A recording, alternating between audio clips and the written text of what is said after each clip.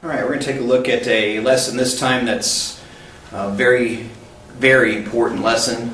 This is going to take us a while to get through, so this one will be a little bit longer. We're talking about congruent triangles and how to know, first of all, if triangles are congruent, what do we know about them, which is pretty easy. You should have learned that with your congruency basics idea. But now we're also going to take a look at how do we know, given certain pieces of information, if the triangles are congruent.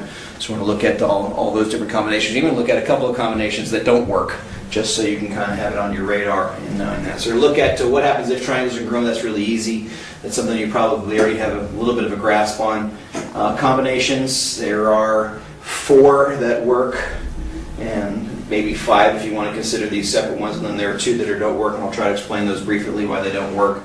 And then we'll also deal with the consequences of triangles being congruent, which will kind of be a little bit of a lead into the next thing we'll be doing. All right. First thing is what happens if triangles are already congruent. So let's say I have a situation where I have a triangle that is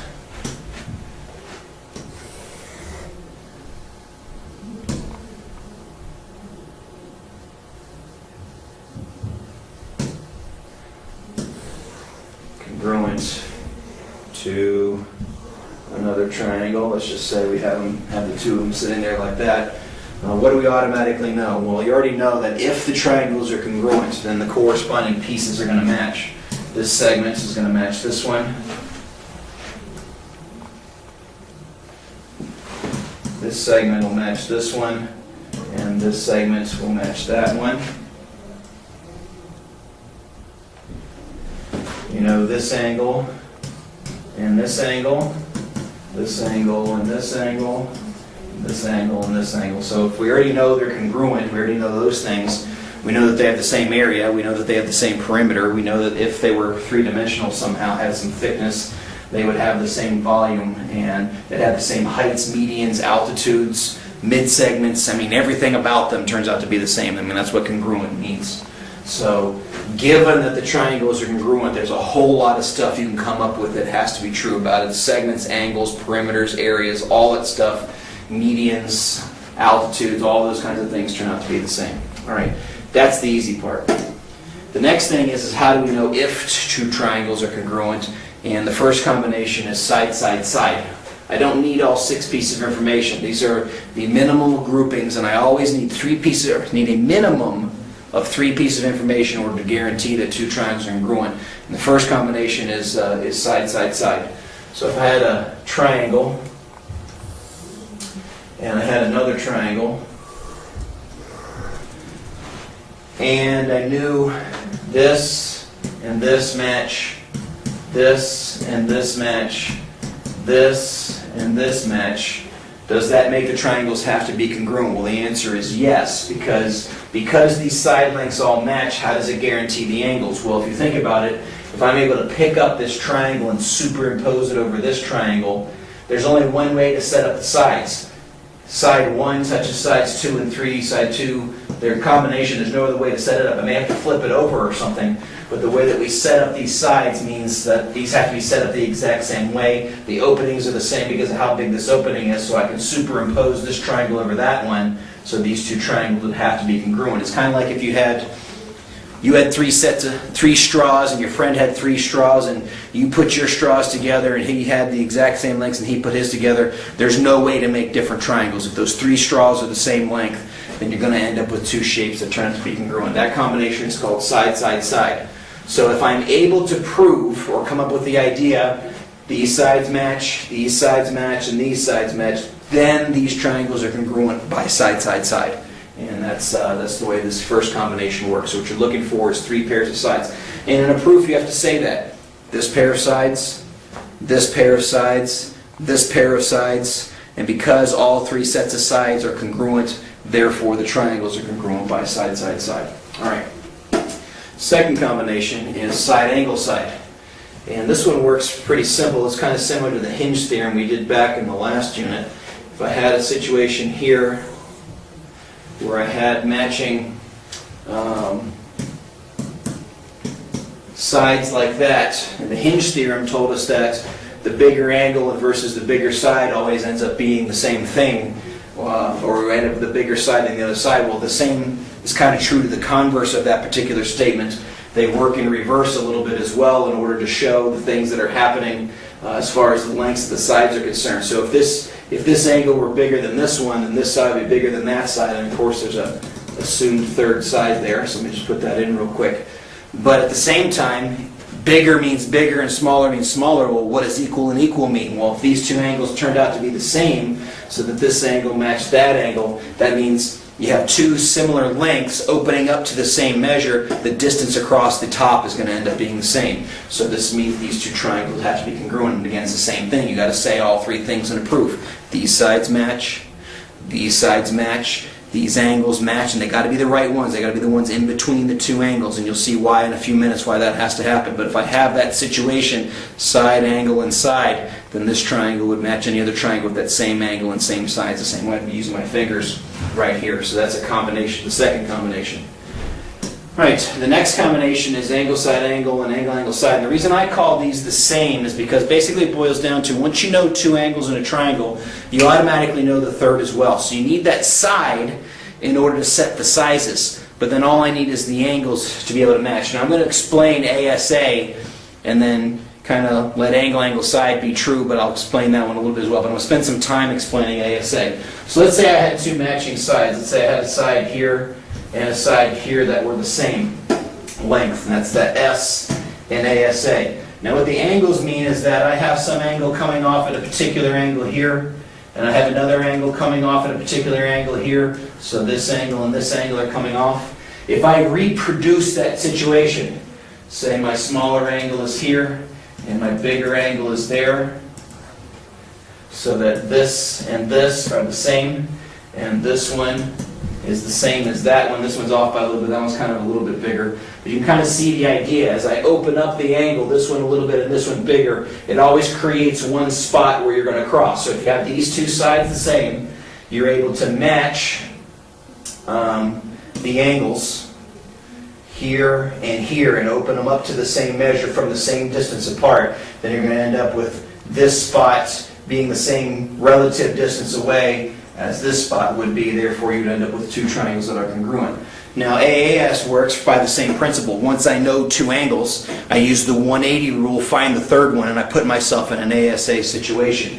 So really these two are the same thing because they're dealing with two angles. Once you know two angles, you automatically know the third. If I know ASA is true, AAS has to be because of the 180 rule of triangles. So that's why I consider those two the same thing. You're welcome to call them different if you want to. All right. Combination number 4 is HL. And this one at first glance seems, well, didn't you just say a few minutes ago that you got to have 3 pieces of information in order to prove two triangles congruent? Well, yeah, I do. There are 3. Because this one is called hypotenuse leg. And in order to have a hypotenuse, you have to have a right triangle. So there are 3 pieces. I have to know 3 things here. I have to know that I have a right triangle. I have to know that the hypotenuse is equal to the hypotenuse. And then I have to know a leg matches another leg. So this is what it boils down to in this situation. I have to have a right triangle. These triangles match. Right? I know that the hypotenuse is the same length as the hypotenuse, which would be the side across from the right angle. And then I know this side here and this side here. That's enough to let me know, based on coming straight up off here and coming out at this particular size, that side has to rest and sit in that one particular spot, so these two triangles are congruent. Now some people say, and you see some things where it says leg, leg. Leg, leg is SAS. What that would mean is this, this, and this, which is SAS. So you don't need some of these extra postulates that some other people go through. Hypotenuse leg is enough because it's a different combination than the ones we've seen so far. All right. Next thing we're going to look at is fail 1 and fail 2, and explain why this happens. Fail 1 happens because of this situation. I can have, say, an unknown side, and I have 2 sides. This one is a set angle, and then I have a side, and let's draw this one a little bit bigger. And let's say I have another side here, right? That's a little bit shorter, right?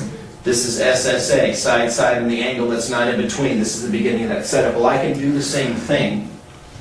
and I can match this angle inside, but it is possible to draw the side in here if it's shorter than this one happens to be. So you could actually end up with this scenario where it's this one or it's that one.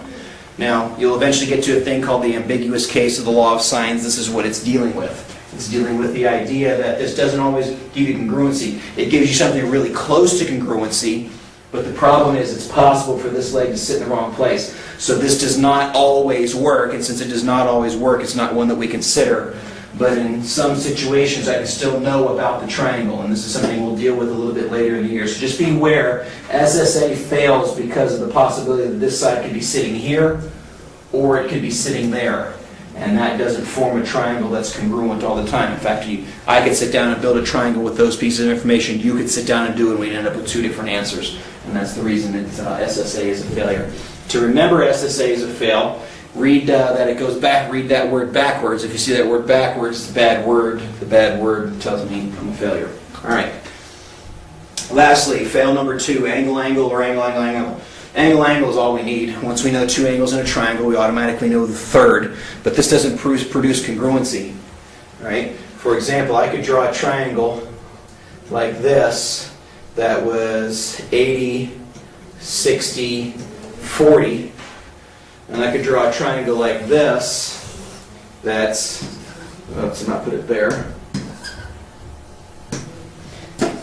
80, 60, 40. No sizes are set. It does set the shape, but it doesn't set the side.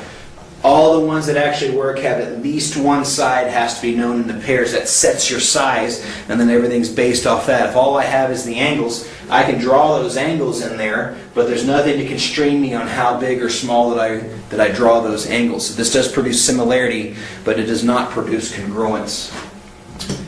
All right, last piece of the puzzle is this thing CPCTC that you'll see in various places. What does it mean?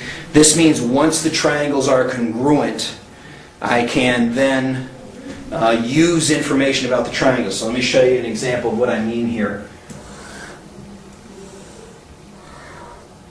A simple situation that you'll see a few of. So let's say this side, this side, this side, and this side all match. Can I prove that this line here is an angle bisector? And the answer is yes. Or can I prove these 2 angles to be the same? The answer is yes. Or can I prove these 2 angles to be the same and therefore right angles? And the answer is yes. It's very simple. With these 2 triangles, obviously I have the sets I have. This side is the same as itself. So by side, side, side, the triangles are congruent. Excuse me. By side, side, side, the triangles are congruent. So if I know the 2 smaller triangles are congruent, I know, for example, that these 2 angles have to match. That's CPCTC. What it means is the corresponding parts of congruent triangles are congruent. The key here is the congruent triangles. I have to know the triangles are congruent in order to use this property. This is a property that's used once I've shown, hey, the triangles are congruent. Now I can invoke this property. And what that means is any pieces or parts of the triangles that are in corresponding positions, so the corresponding parts or the corresponding positions, the corresponding pieces, once the triangles are congruent, of congruent triangles are congruent. So once I prove these 2 triangles to be congruent, then I can prove these angles to be congruent by CPCTC, or I can prove these 2 angles congruent by that same property, and I could actually prove, and I'm not doing the full proof here, but I could actually prove that those 2 angles have to be right angles as well. All right? So that's the idea here. CPCTC is a kind of a consequence of being congruent. The main part of the lesson you'll be looking at here is what are the combinations, when is the time appropriate to use a certain combinations in order to prove the triangle is congruent. There are 4 main times. Side, side, side. If 3 sides of one triangle match 3 sides of another, you've got congruent triangles. SAS. 2 sides and the angle in between match 2 sides and the angle in between, you've got congruent triangles. If 2 angles match 2 angles and they have a side and a side that are in the right spots that match, then you have ASA or AAS. And lastly, if you have right triangles where the hypotenuse and the leg match another hypotenuse and leg, then you end up with 2 triangles that are congruent. Once they're congruent, that's when CPCTC that I just went over here kicks in. That means once they're congruent, I can then prove The corresponding parts of congruent triangles are congruent. Corresponding parts of congruent or known to be congruent triangles end up being the same as well, and that's what congruency means. So, that's congruent triangles in a nutshell. This one's a tough one, I know it is, especially because there's going to be a lot of proof involved with this stuff. But take your time, work hard on it, ask your teacher if you need to. Until next time, see ya!